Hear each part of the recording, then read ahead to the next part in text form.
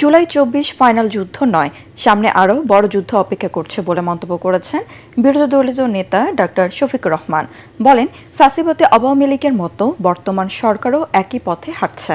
রাজধানীর institution of diploma ইঞ্জিনিয়ার্সে সিরাতুন নবী উপলক্ষে রাষ্ট্র সংস্কারে রাসূল সাল্লাল্লাহু আলাইহি ওয়াসাল্লামের নীতি ও আদর্শ শীর্ষক সেমিনার ও পুরস্কার বিতরণী অনুষ্ঠান আয়োজন করে জাতীয় সিরাত উদযাপন কমিটি। অনুষ্ঠানের প্রধান অতিথি বক্তব্যে বিরোধী দলীয় নেতা বলেন, বিশেষ একটি রাষ্ট্রকে খুশি করতে গিয়ে জুলাই জাদুঘরের অনেক উপাদান গায়েব করা ফেলা হয়েছে। একটি দল ছাড়া বাকি সব দলের ইতিহাসকেও গায়েব করে দেওয়া হয়েছে বলে অভিযোগ করেন তিনি। অন্তর্বর্তীকালীন সরকারের সময় জাতির দুঃখের ঘটনাগুলোকে এখানে তুলে ধরা হয়েছিল।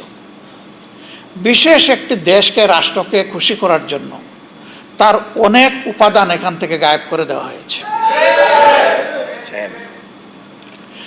এখানে ৪৭ সাল বা ৪৬ সাল থেকে শুরু করে অনেকগুলা রাজনৈতিক সাংস্কৃতিক পরিবর্তনের যারা পুরোদা ব্যক্তিত্ব ছিলেন তাদেরকে তুলে আনা হয়েছিল।